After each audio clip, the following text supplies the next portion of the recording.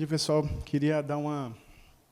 na verdade, falar alguns pontos em relação a alguns tópicos. Acredito que muita coisa já foi falada aqui, né, principalmente pelo Bernd. E como eu tinha noção, né, de como seriam os tópicos que seriam falados, né, então resolvi colocar uma coisa um pouco mais prática, tá? Mas também algumas coisas podem repetir um pouco do que já foi falado. Tá? Então, o que ele falou em relação ao manejo 4C, que ele focou na questão da fonte, né? Eu vou focar nos outros pontos, principalmente que eu sabia que, em relação às fontes, seriam bem falados aqui, tanto pelo, né, Melarato quanto pelo Bernd. Né? Então, vou focar muito na questão do manejo 4C. Como bem falou, né, o Bernd, quando você trabalha com manejo 4C, simplesmente você está falando, né, de um efeito de ter uma dose certa, né, não aplicada uma fonte certa aplicada na dose certa, no local certo, na época certa. Mas tem pontos aqui muito importantes para a gente considerar o que em relação à nutrição como um todo. Porque muitas vezes a gente vive de receita de bolo, né, para a nutrição. E nós sabemos que para a nutrição tem vários pontos que têm que ser tratados. Principalmente em relação ao conhecimento do solo que você vai cultivar, isso é de extrema importância. Então, não só a questão da fertilidade, mas a pedologia, entender os ambientes de produção. Hoje, a gente trabalha com algumas áreas e que, quando a gente vai correlacionar a fertilidade com a produtividade, a gente não acha correlação. Por quê? Porque tem outros fatores que estão limitando, principalmente a parte física, né? E isso a gente entendendo a pedologia, como foi formado esse solo, isso pode nos ajudar na adoção de manejos diferenciados. A questão da dinâmica de nutrientes do solo também já foi falado, é muito importante, não só a questão da demanda, disponibilidade, relações de nutrientes.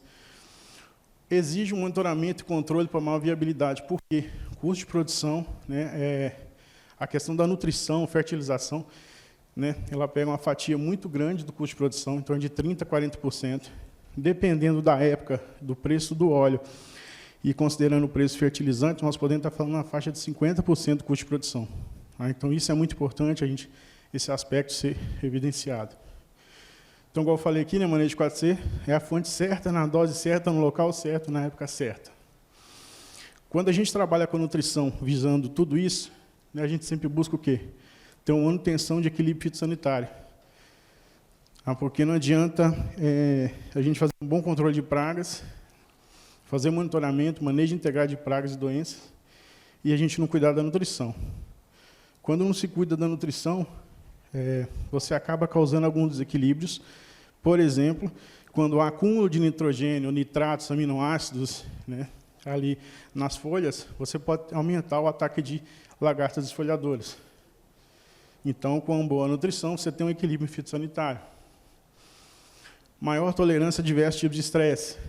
Tá? Tanto você mantendo uma boa nutrição, igual foi bem falado a questão do crescimento de raiz, você tendo um bom crescimento de raiz, você vai favorecer a raiz crescer em profundidade, né, ocupar melhor o solo, e quando tiver um estresse hídrico, um déficit hídrico, né, conseguir a planta tolerar mais esse déficit hídrico. Com isso, você mantém a maior sustentabilidade do sistema solo-planta, né?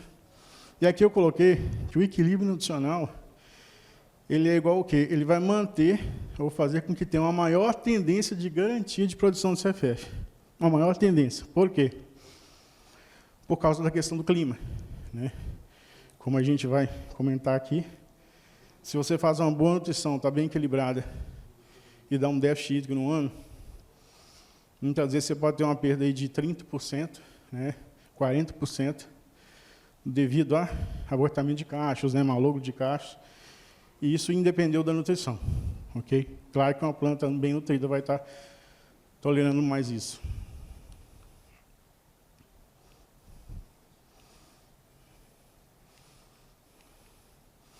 Aqui também já foi bem falado, mas só para mostrar, esse é do manual da Embrapa, mas é datado daquele gráfico do Malavolta, mas é importante de ver em relação a nutrientes, né? Sempre considerando aqui um pH de 5,5 até 6,5, acima de 5,5 a gente já sabe que as formas de alumínio já estão, né, já estão numa forma que não causam tanta toxicidade assim para a planta. Então, se você faz uma análise de solo, está com pH 5,5, provavelmente você vai encontrar 0 de alumínio. Okay? Então, é só para a gente ver que, normalmente, os macronutrientes, até um certo limite de pH, você aumenta a disponibilidade. E, normalmente, os micronutrientes, exceto o molibdênio, você reduz a disponibilidade com o aumento do pH. Aqui, só para a gente fazer uma pequena comparação, tá, isso aqui eu não estou assumindo que todos os nossos solos são assim, que a Guatemala é assim, a Colômbia é assim. Eu peguei pontos específicos para mostrar em áreas de boa produtividade, tá? Como eu falei, tem grande variação, comparando áreas nossas com áreas de maior produtividade, Guatemala e Colômbia. Então, aqui, nós estamos em áreas com pH de 4,3 a 4,8, matéria orgânica em torno de 2 a 5, 1,5 a 2,5, né? Fósforo, aqui já é uma área mais trabalhada, mas quando a gente pega solos naturais, o fósforo é 1, 2, né? Mas aqui já estamos falando com área que já tem um pouco mais. Comparando aqui com a Guatemala, uma área que a gente visitou, né, empresas de maior produtividade, 12 de fósforo e Colômbia também em torno de 4. Cálcio, né? Aqui a gente pode encontrar em algumas áreas 0,8, mas Guatemala nós visitamos áreas com 7,5 de cálcio, né? Colômbia 1,3, magnésio 0,2 aqui, 0,2, 0,4, dependendo da área aqui na nossa região, né? Guatemala 1,5 de magnésio, Colômbia 0,4, isso não estou falando áreas específicas que produzem bem. E potássio, né? A gente varia aqui na nossa região desde 0,1 até 0,4, né? Mas fica aí nessa faixa de 0,1.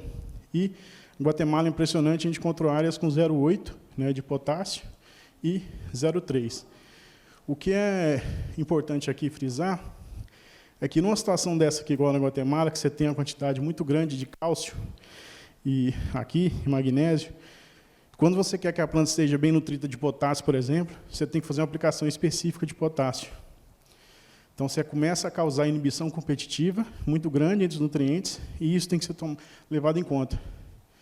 Tá? Então, são áreas aqui na Guatemala, por exemplo, que você já tem um pH ok. São o quê? Áreas de rochas calcárias, essa área da Guatemala. Aqui o solo, como que é? É uma área de rocha calcária, solo muito escuro, né? E em torno de 4,8% de matéria orgânica. É uma área bem diferente do que a gente está cultivando aqui. Mesmo na Colômbia, com esses solos próximos ao que a gente tem aqui, uma coisa que diferencia muito é a questão do déficit hídrico, né? O déficit hídrico ele é primordial para a questão da emissão de cachos. Então, se a gente está falando aqui, né, mesmo que tenha grande variação, mas as áreas que a gente visitou, Colômbia e Guatemala, você tem déficit hídrico na faixa de 0 a 150 milímetros, sendo que a partir de 100 milímetros são em anos específicos. Normalmente fica na faixa de 80 a 100 milímetros. Agora, aqui não. Aqui nós temos áreas, né, de 800 até 400 milímetros de déficit, tá, hídrico anual. E isso, quando a gente tem algum fator de El Niño, nessas áreas de 400 milímetros, pode chegar a 700, 740, como chegou em 2015, por exemplo. Tá? Então, é o seguinte, mesmo em áreas, por exemplo, da Colômbia, que eu citei, que os solos não são tão diferentes como aqui nas nossas áreas, mas, como não tem déficit hídrico pronunciado, né, a produtividade deles é muito maior. Então, eu vou basear a maior parte aqui na questão do manejo 4C, e eu já vou começar pela questão da dose certa, tá? Porque, para mim, a gente poderia basear, na verdade, falar toda aqui a apresentação só nesse slide, que, principalmente para a parte quantitativa, tá? Que é a parte do balanço nutricional. Se a gente não tomar cuidado, por quê? O que é o balanço nutricional? É a quantidade de nutrientes que tem no solo, ali disponíveis, mais os nutrientes reciclados, através de matéria orgânica, através do controle de plantas daninhas, através da poda que a gente faz nas áreas, né? Mais os nutrientes aplicados, seja de fertilizante, né, matéria orgânica, vezes uma eficiência, subtraindo, né, o que é exportado pela produção, ou seja, de CFF, né, e considerando também as perdas de lixiviação, fixação, erosão liminar. Então, isso aí é o balanço. O que eu sempre falo? Para a gente não ter aquilo que o Melanato falou, que você aplicar muito fertilizante, aplicar muito nutriente e não ter rendimento, a a gente tem que manter esse balanço positivo, mas próximo de zero. Né, de uma forma que eu vá aumentando. Se eu pego uma área ruim, eu tenho que fazer o quê? Que a quantidade que eu aplico de nutriente não seja o excedente e não falte. Né? Ou seja, eu posso exceder, sim, com a pouca quantidade, aumentando. Se eu pego um solo ruim, eu vou aumentando aos poucos nessa quantidade. Mas não aplicar, sei lá, 30%, 40% do que a planta precisa, só para poder aumentar o solo. Porque, senão, fica inviável a gente trabalhar com nutrição. Né? A gente sabe que cada vez mais custo do fertilizante, o óleo reduzindo o preço, a gente tem que tomar cuidado com isso. Então, para a gente manter a dose certa, principalmente nos manejos, a gente tem que ter um acompanhamento biométrico dessas plantas. Então, o que a gente faz para ter um acompanhamento bom? Nas áreas, a gente tem parcelas de monitoramento nas fazendas, que representam em torno de uma parcela padrão, parcela de 30 a 34 hectares, para cada 500 hectares de cultivo. Então, isso a gente faz análise, medições a cada 3 meses. Isso nos ajuda a fazer um monitoramento de como está a nutrição na área. Tá? Então, fazemos medições biométricas, normalmente aqui na folha 17, e fazemos a coleta de solos também, né? E coleta de foliuros dessas folhas. Fazemos o trabalho, né, no laboratório simples, só preliminar, para poder preparar essas amostras para enviar para o laboratório. Aqui só uma coisa mais prática em relação ao local de coleta de solo. Então, normalmente, você pega numa linha de cultivo, você pega entre as duas plantas. Normalmente, também, se você quer fazer uma avaliação melhor de toda a área, você também coleta na área de empilhamento. E aí, coleta na área de empilhamento, coleta entre as plantas na linha e faz uma média dessas análises para poder tomar a decisão. Isso vai depender do local que você coloca o fertilizante. Eu vou falar mais para frente aqui.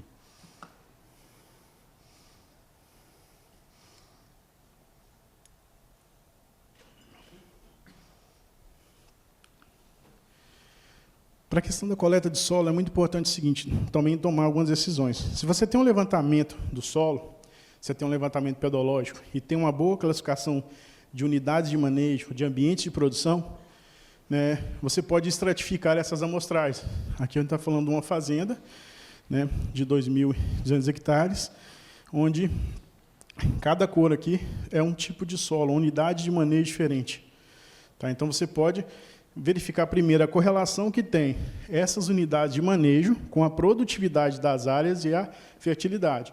Com isso, né, você pode tomar a decisão de começar a fazer as análises de forma, coletando amostras para cada unidade de manejo. Ou também, essa mesma fazenda, você pode coletar todos os talhões.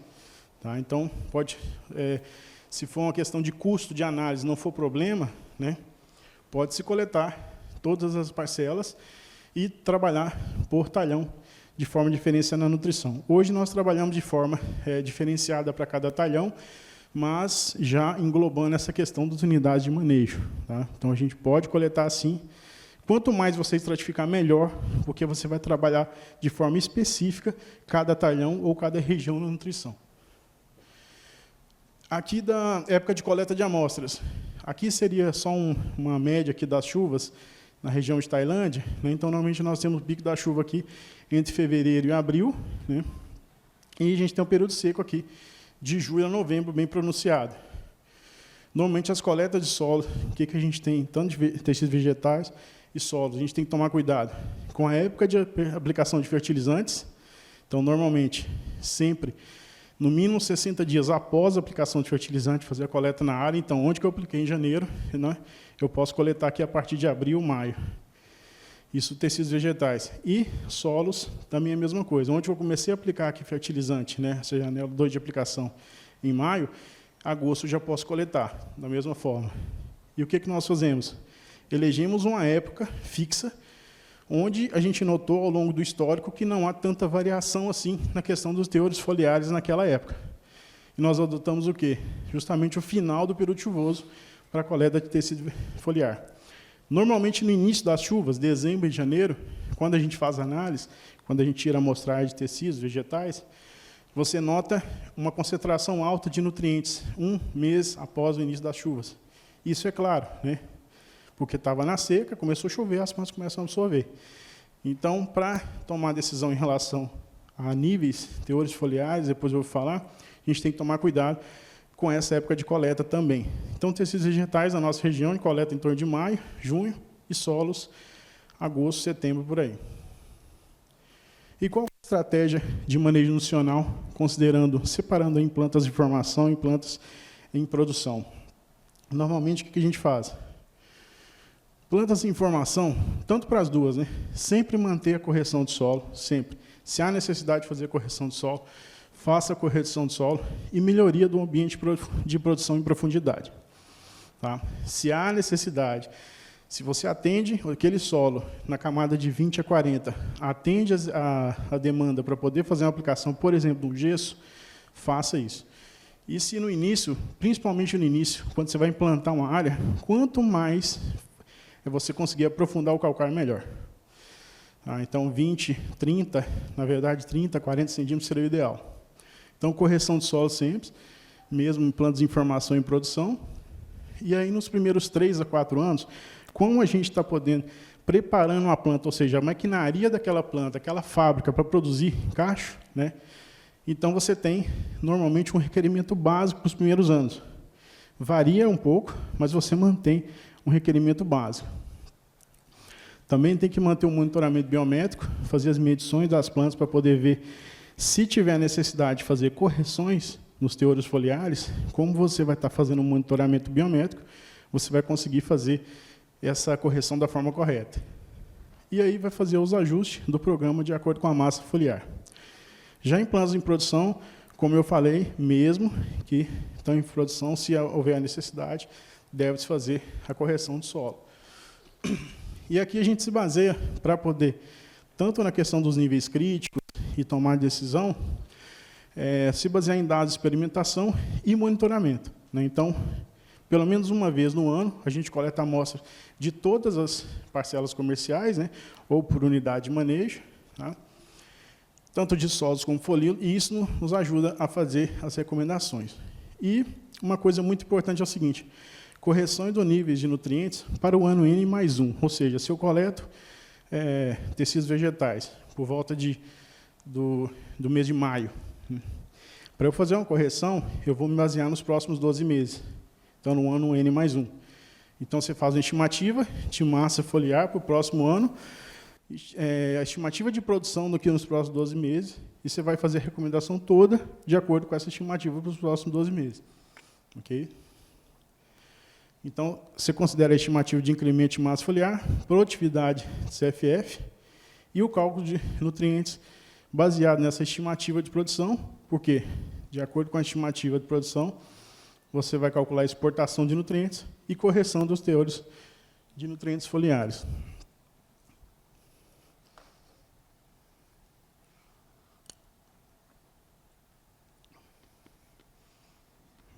Aqui, só para a gente ter uma noção, da gente ter noção do que a gente está trabalhando, tipo de solo, né? 60% das áreas cultivadas aqui no Pará, na faixa de 55 e 60, são argissolos. Tá? E, nesse caso, qual que é a característica dos argissolos? Você tem normalmente aqui, na camada de 0 a 20, 0 a 15 ali, 15 a no máximo 25% de argila, né? E na camada de 15 ou 20 a 40 ali, em torno de 30 a 35% de argila. Ou seja, o argissolo se caracteriza por ter em torno de 1,5 a 2 vezes a quantidade de argila, né, no horizonte B em relação ao horizonte A. E aqui, normalmente, o que é aquilo que o Melarato falou é questão de matéria orgânica. Normalmente, a gente vê maior concentração de raízes justamente nessa parte do horizonte A, onde tem matéria orgânica. Tem áreas que a gente encontra 12 centímetros. E aqui, quando eu falo com vocês que a gente muitas vezes não acha correlação entre a produtividade e a fertilidade, é por isso. Porque a gente começou a achar correlação quando a gente fez o estudo pedológico e separamos horizonte A menor que 15 centímetros, maior que 15 centímetros. Quando você faz essa correlação, você tem um horizonte A que tem mais matéria orgânica maior que 15 centímetros, são as áreas mais produtivas. Tá? Por quê? Matéria orgânica. E todos os benefícios que a gente já sabe. né? Você mantém uma umidade, tem mais micro-organismos, a questão do alumínio principalmente. Tá? Nessas áreas aqui, né, a gente tem em torno de 2,5% de matéria orgânica. Para baixo aqui, a gente tem em torno de 1,5% talvez, de matéria orgânica. Então, a área que tem menos matéria orgânica, o alumínio vai ser mais tóxico. Tá? Aqui, só para ter uma mesma questão, um margem-sol na área de 0 a 20 é mais escuro, aqui mais amarelado. E quando a gente tira esse horizonte A, olha o que sobra. Só que é um solo muito mais fofo, né? Infiltra água com mais facilidade, as raízes crescem com mais facilidade. A raiz ela começa a penetrar aqui e ela vai encontrar essa barreira, que é um solo que normalmente são argissolos distrocoesos. É um argissolo bem adensado. Então, a raiz começa a crescer, ela encontra essa dificuldade e não cresce mais. Então, ela fica concentrada nessa primeira parte. Então, o que a gente tem que fazer? Duas coisas. Ou a gente aumenta o ambiente de produção, ou seja, melhora o ambiente para baixo ou para cima. Como que seria? Né? Para baixo, a gente pode aumentar, né, fazendo um trabalho, talvez, vamos falar assim, de subsolagem. Pode fazer, mas uma área que já é densada naturalmente, se você faz um trabalho de subsolagem, depois de 6 meses, 1 ano, ela volta com aquele densamento. Mas você pode fazer uma estratégia o quê? No momento que está fazendo a subsolagem, aplicar matéria orgânica, que você vai deixar espaços ou biocanais para que as raízes consigam crescer e vencer esse adensamento natural. Esse é um ponto. Para cima, como é que a gente fala? Adição de matéria orgânica. Então, você vai aumentar alguns centímetros ali, ou um aporte de matéria orgânica, para poder melhorar o crescimento das raízes. E nisso a gente vai falar ali em relação ao manejo das folhas de poda.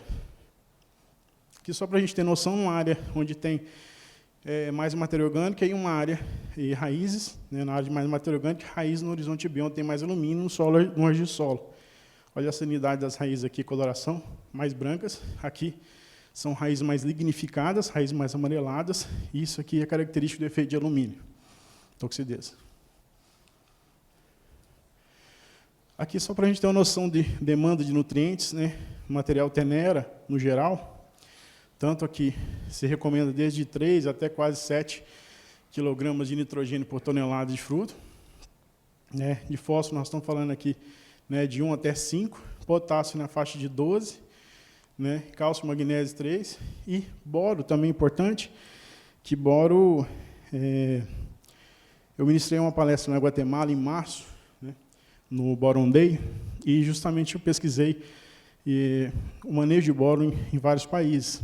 E nós notamos o seguinte, varia muito. Tem áreas que aplicam de 4,5 até 4,5 quilos de boro, 4,5 quilos de B por hectare, até 10 quilos de B. Então, a gente tem que tomar muito cuidado com a questão da toxidez também do boro, porque muitas áreas, muitas vezes, a toxidez do boro ela começa com um aspecto de deficiência. E ela começa encarquilhando, principalmente o pecíolo, tá?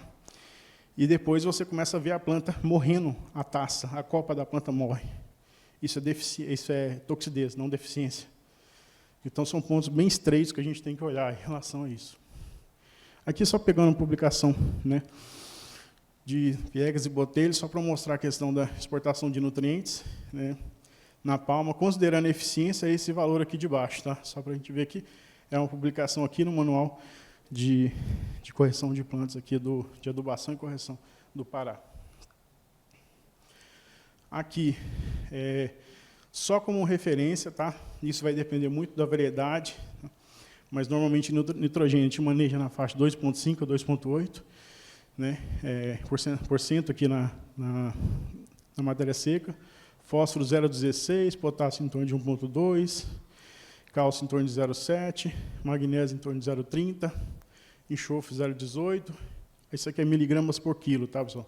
Desculpe aqui, miligramas por quilo, 20 a 30 de boro. E também a gente tem utilizado teores de nutrientes na RAX. Justamente aquilo que o Bernd falou, a gente tem trabalhado com esse cuidado em relação ao nitrogênio e potássio, tanto na folha quanto na RAX. E a gente acaba tendo que abrir mão e considerar a quantidade desses nutrientes, tanto nos folíolos quanto na RAX. E, para isso, para fazer os cálculos, a gente tem que achar a quantidade de matéria seca de cada folha, né? E para isso você tem que ter o quê? Uma proporção de matéria seca dos folíolos e racks, que em Tenera, plantas adultas, a gente está considerando em torno de folíolos, 47% da folha, tá? Da matéria seca é dos folíolos e 53% é do racks. E aí você, para achar a quantidade de matéria seca por folha, ou pode determinar isso em campo, fazendo, né, experimento, tirando, na verdade, amostras de folíolos e medindo largura e espessura da racks, né? Ou tem uma fórmula básica do livro do Thomas, né, que é justamente utilizando uma fórmula básica geral, mas para algumas variedades, alguns materiais, a gente notou que teve uma variação em torno de 10%, 12%, mas dá para se manejar com isso. Okay? Aqui eu falei, ainda em relação à dose certa, tomar muito cuidado com a questão do manejo, de se utilizar um teor de nutriente para poder fazer uma recomendação direta específica. Só para a gente ver que o comportamento do boro ao longo do ano, em fazendas diferentes, em diferentes situações. Isso aqui seria a média do comportamento do boro aqui, em algumas áreas, né? Então, aqui é miligrama por quilo. Então, janeiro, abril, julho e outubro, naquelas parcelas de representativas que eu vou ler com vocês. Então, você tem variado aqui, ó, 26 para 20, 25 e 20,9. Agora, eu tenho áreas, né, que em janeiro já deu 34 de boro. Depois caiu para 26, 21. O que foi aqui? Aplicação em dezembro de um tetraborato de sódio. Entendeu? Então, quando a gente tem aplicação ali no período início das chuvas, você tem um efeito muito rápido da absorção e aqui. E o que? Sempre considerar, nesse caso, né, para micronutrientes, é bom considerar as folhas mais novas, então, se for da folha 9, por exemplo. Aqui também outra situação, uma área que já estava bem deficiente, tá? É uma área que não tinha sido podada, então tinha muita folha, um acúmulo maior de matéria seca, e você tinha uma quantidade menor de fósforo, de boro. Com a aplicação que foi feita aqui em fevereiro, em abril você já teve um aumento, até julho. Tá? E aqui é um local que se manteve estável, tá? Não teve tanta diferença assim. Então, só para vocês verem a diferença, aqui, como o comportamento do nutriente ao longo do ano muda, dependendo do clima, dependendo do que você aplicou. Então, tem que tomar muito cuidado em determinar a época que você vai considerar como base para fazer os cálculos de correção de matéria seca, foliar. Isso aqui, vocês me falariam que é uma deficiência de algum nutriente? Qual nutriente? Alguém acha que é boro? Cálcio?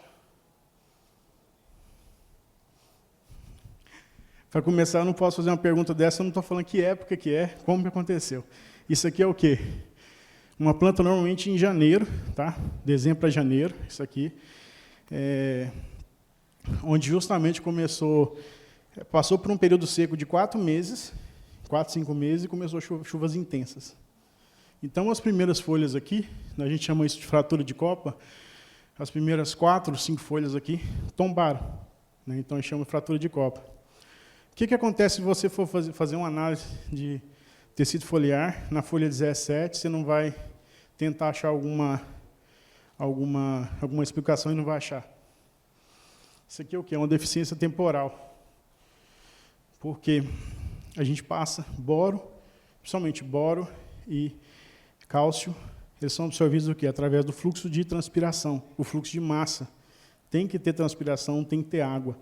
Se você não tem água, passou 4, 5 meses sem chover, a planta não está absorvendo nutrientes, começa a chover de forma intensa, com ventos, os tecidos mais novos que se formaram naquele período seco estão fracos, estão tenros, não estão rígidos. Então, o que a gente considera aqui? É uma deficiência temporal de cálcio e boro. Pode ser dos dois ao mesmo tempo, pode ser de um ou do outro. O tecido fica mais tenro, a gente nota. Tá? Então, igual eu falei, eu não posso fazer essa pergunta sem falar a época. Isso aqui era início do período chuvoso, chuvas intensas, né, que acontece isso. E o que é importante? No solo não estava deficiente. Tá? No solo não estava deficiente. O que faltou aqui? Água. Então, a gente não pode, igual o Milarato falou, olhar só a questão quantitativa, mas qualitativa e avaliar o ambiente. Se não tomar uma decisão que eu vou aplicar o quê? Bora, vou aplicar cálcio, não. Era falta de chuva. Tá? E é importante a gente falar que no ano 2021, que a gente, né, teve menor déficit hídrico, praticamente não tivemos déficit hídrico em 2021 nas nossas áreas, a quantidade de fratura de copo no início da chuva foi muito menor. No período, né, que tradicionalmente início de chuva foi muito menor. Aqui é só para ter uma noção de direcionamento de nutrientes ao longo do ano. Tá? Então, isso pode mudar para cada época, mas é só para ter noção que você pode trabalhar com isso. Tá? Não tem receita aqui, é só a gente não adota isso como uma receita. Igual eu falei, para o início dos primeiros anos, como a gente tem que se basear na formação da estrutura da planta para começar a produzir, ali com 24 meses, né, 36 meses, a gente se baseia já numa demanda, mais ou menos, uma faixa de demanda de nutrientes. Então, no primeiro, segundo, terceiro ano vai depender dessa faixa. Vou ter fórmulas de 8 a 12% de nitrogênio, 5 a 10 de fósforo, potássio, 20 a 24, variando aqui, tá, nos primeiros anos. Quanto mais cedo a planta começar a produzir, né, quanto mais cedo, mais você vai sair fora dessas demandas aqui. Você vai começar a seguir a exportação da planta e o que ela precisa para produzir a maquinaria dela. Aqui só um exemplo simples de cálculo, tá? Como é que a gente faz para correção de deficiência foliar. Aqui o nitrogênio, só para dar um exemplo, nitrogênio atual nessa planta aqui, 2,4 nos folíolos e 0,45 na RAX. Tá? A gente tem que calcular o quê? No ano 2022, nós vamos calcular no ano N mais 1, ou seja, para o ano 2023. Então, o que a gente faz? Matéria seca da planta, 110 quilos por palma. Né? Aqui, no outro ano, aqui é 130, tá? Eu não mudei aqui, mas 130 quilos. Ou seja, eu estou considerando que vai ter uma planta que ainda não está adulta, mas ela vai aumentar 20 quilos de matéria seca de um ano para o outro. Então, o que eu faço os cálculos? Justamente multiplica a área foliar, vezes a quantidade de nitrogênio que ela tem, vezes o número de plantas, vezes a porcentagem que eu falei aqui, ó, os folíolos representam 47% da massa foliar e o RAX 53%. Então, eu vou ter o quê? Que nesse momento aqui, essa planta tem 200 quilos de nitrogênio por hectare. Aqui no ano 2023, eu vou querer que ela chegue o quê? 263 quilos. Qual que é o déficit, então, que eu vou ter de um ano para o outro? 48. Então, eu tenho que, além da nutrição ou da fertilização para fazer a produção, para a exportação, eu tenho que adicionar isso aqui para a questão da correção foliar. Mas eu falei, tome muito cuidado com o valor absoluto de teores foliares. Só para a gente ter noção, a simulação, tá, de demanda de NPK, quilograma por palmo, de acordo com a produtividade até os 15 anos. Vocês podem perguntar, mas por que aqui eu cheguei até o 9º ano com 9,4 e depois já reduzi e mantive uma taxa mais estável aqui? Vou colocar isso aqui. Ó. No início eu não falei que a gente está formando a planta, né, essa parte verde aqui, a parte de massa foliar, a planta está crescendo. Depois que a planta chega num certo patamar, que as folhas de uma planta, numa linha, chega aproximadamente 1 metro da estipe da outra planta, né, do estipe da outra planta, da outra linha, ela normalmente estabiliza e começa a crescer. Mas você não vai ter tanto incremento foliar. Sim, né, incremento em altura, mas a gente não está considerando aqui. Então, eu vou ter aqui períodos onde que vai estar produzindo a maquinaria da planta, né, para fazer fotossíntese, produção de caixa, e depois eu vou manter mais estável, mais a nutrição para exportação. Ou seja, eu passo de uma taxa de consumo de nutrientes aqui no 4º ano, ou seja, quilograma de NPK por tonelada de CFF de 142 quilos para chegar em torno de 50, aqui 49, para o próximo de 15 anos. E a ideia é que depois de 20 anos em diante, você caia talvez para 46, né, quilos de NPK para cada tonelada de fruto produzido. Então, só para a gente ter noção como ocorre essa dinâmica, tá, que a gente considera ao longo dos anos.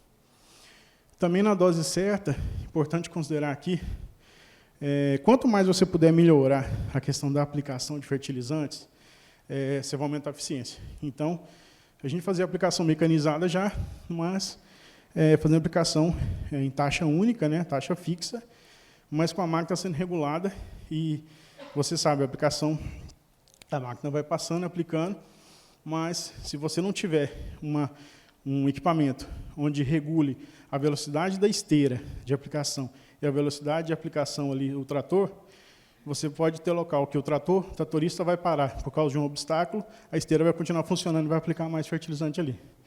Então, a gente implantou, né, um sistema de precisão para poder fazer essa correção.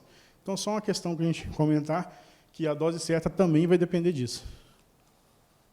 Em relação ao local certo, tá? Aqui a gente, né, está bem familiarizado com isso, como é a distribuição das raízes na palma, e a gente sabe que a maior parte das raízes que absorvem nutrientes e água são terciárias e quaternárias, que estão esses primeiros 15, 20 centímetros aqui. E as raízes mais desse bulbo próximo à planta são mais primárias e secundárias, mais raízes de sustentação, que também absorvem mais em menor quantidade. Eu gosto de colocar isso aqui, já tem uns 4 minutos, né, Roberto? Gosto de mostrar isso aqui, é a adaptação do livro do Cullen, para poder mostrar o seguinte: isso aqui é como se fosse uma visão aérea, né? Que é uma linha de plantas, tá? Só para ver aqui uma linha de cultivo, né? Então aqui há uma planta e a distribuição das raízes ao longo da planta. Tá? E aqui eu estou colocando, né, o rastro do trator, onde está sendo aplicado o fertilizante. E o que a gente faz na aplicação? É justamente aplicar para as laterais, não aplicar nesse local onde o trator passa, que é um local compactado, você vai ter menor eficiência da nutrição. E aí, para a gente, principalmente em áreas de solos ácidos, você vê que do chip para cá, no máximo 3 metros, você tem de crescimento de raízes. Então, áreas que não estão corrigidas, você vai ter essa distribuição de raízes mais concentradas aqui. Tá? Ao contrário, se você vai para o neossolo fluo, por exemplo, alguns lotossolos, né, você tem distribuição de raiz em toda a faixa entre uma planta e outra, tá? No empilhamento. E em profundidade também. Tá? Enquanto aqui a gente estava falando raízes concentradas aqui, ó, nos primeiros 20 centímetros, 30 centímetros, aqui nós estamos falando de raiz em 1 metro de profundidade. Tá? Então, o solo mais leve, né, consegue ter uma penetração maior. E aí, tentei fazer um esqueminha aqui também, da distribuição de folhas da poda. Porque foi aquilo, né, que o Milarato falou, da questão da matéria orgânica. Eu tenho que colocar o fertilizante onde eu vou ter matéria orgânica para poder o quê? A eficiência da nutrição for melhor. Se eu aplico fertilizante num local onde não tem muita matéria orgânica, né, você sabe que o fertilizante, principalmente nitrogenados, tem uma reação de acidificação no solo. Então, qualquer fertilizante que você aplica vai ter esse problema, vai começar a acidificar o solo. Então, eu tenho que proteger esse solo. E proteger o seguinte, de chuvas excessivas, né, de escorrimento, e tem que ter um local onde que tenha mais matéria orgânica para aumentar a infiltração de água. O que a gente faz? Isso aqui é uma folha, tá? Ou imagine uma folha. Essa parte aqui é a parte aqui do pecíolo da folha, então, a rua de serviço e aqui é a rua de empilhamento. Então, ou seja, a gente faz, como a gente faz adubação mecanizada, então, o ideal é que você mantenha essa faixa aqui toda, que é onde vai receber o fertilizante, né, que foi isso aqui que eu falei, ó. Aqui essa gradezinha onde vai chegar o fertilizante, essa área você mantém a distribuição de folhas. Tá? Aqui só como exemplo, também a distribuição, né, a rua de trabalho, né, empilhamento, e você faz essa distribuição.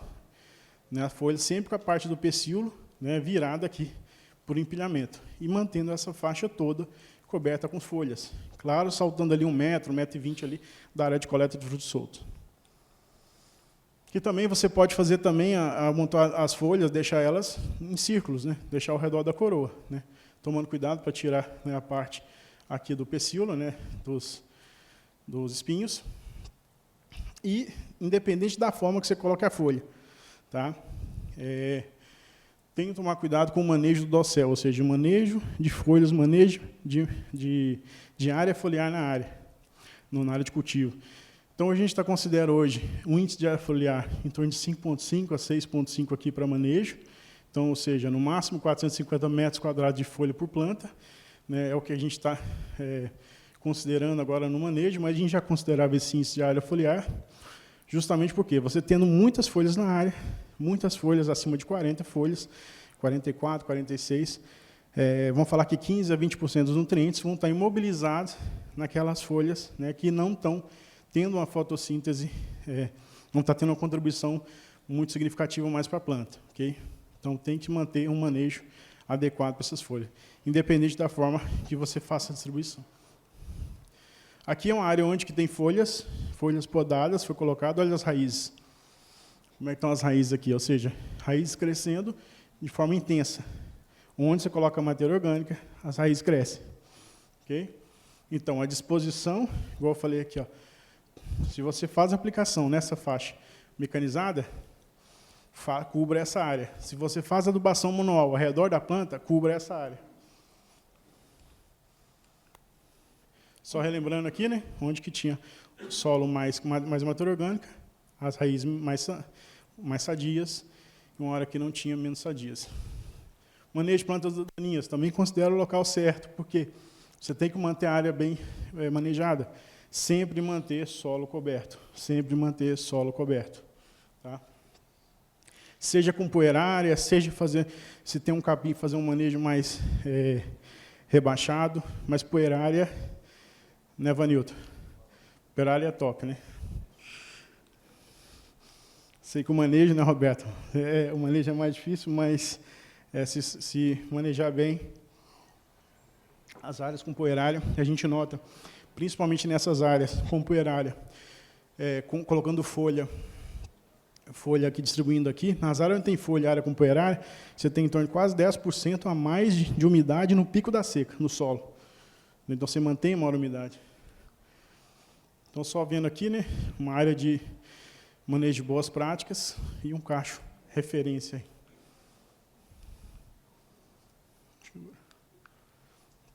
Outro ponto, né, para manter um equilíbrio fitossanitário, manutenção de plantas daninhas. Plantas que são daninhas, se a gente não cuidar, mas manejo de plantas nectaríferas. E o manejo de plantas nectaríferas faz com que a gente tenha isso. Tá? Inimigos naturais que vão combater desfolhadores, né, ou alguns fungos que atacam, né, a questão das folhas. Aqui, só para ver, não está a foto não, mas é uma pulpa de Opsiphanes, né, que foi parasitada e está saindo as vespinhas aqui. Ó, tá? Então, para ter um equilíbrio fitossanitário, uma boa nutrição contribui para isso. Época certa, a gente já comentou lá atrás, né? Não entrar com aplicação de fertilizantes no pico das chuvas. Então, aqui, se a gente está falando de março, aqui o pico, a gente entra até fevereiro, depois no final das chuvas e no início das próximas chuvas. Não tem problema aplicar no período seco, por quê? Porque a gente trabalha com matérias-primas que não vão ter problema de volatilização do amônia, igual foi falado. Então, nesse caso aqui, sim, você pode trabalhar com ureia, você está num período mais chuvoso, mas nessas épocas aqui não se recomenda. E aí você tem uma brecha aqui, uma janela de logística para fazer uma aplicação de calcário ou gesso, nesse período mais seco. E a fonte certa, só coloquei uma lista aqui, porque eu sabia que isso ia ser bem tratado aqui, né? Então, a gente tenta utilizar fontes que proporcionem a maior eficiência possível da nutrição. Tá? Então, de forma que não tenha perdas.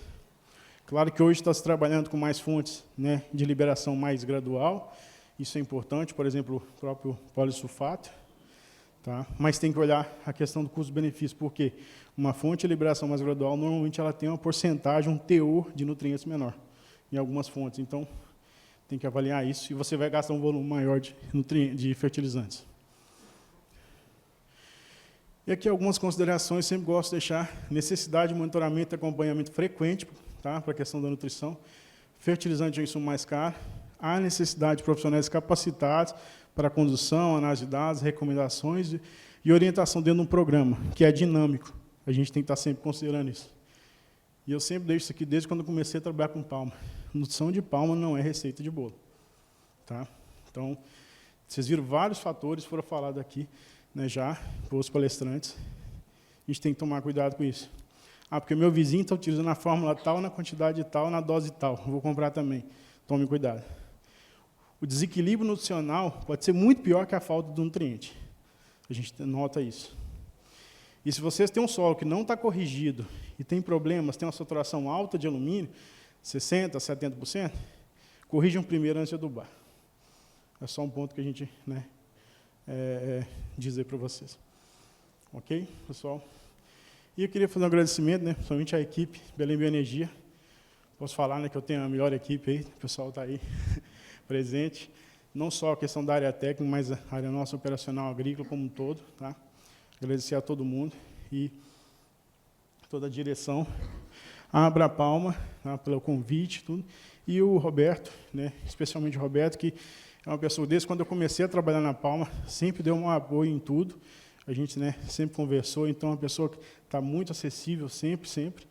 E agradecer, né, ao apoio que você tem dado ao setor, tá? E o que, né, de tudo de bom que já fez aí para a gente aí. Beleza? E agradecer a todos, de alguma forma ou de outra, que contribuíram aí para o meu crescimento profissional, para o trabalho que hoje eu posso empregar, tá com a nossa equipe aí, e o trabalho é de todo mundo. Tá? Só venho a cada ano adquirindo, e eu falo com o Roberto, eu sou um aprendiz, principalmente na parte de nutrição, e isso é um pouco do trabalho que a gente faz, que vem apoiando. Ok, pessoal? Muito obrigado.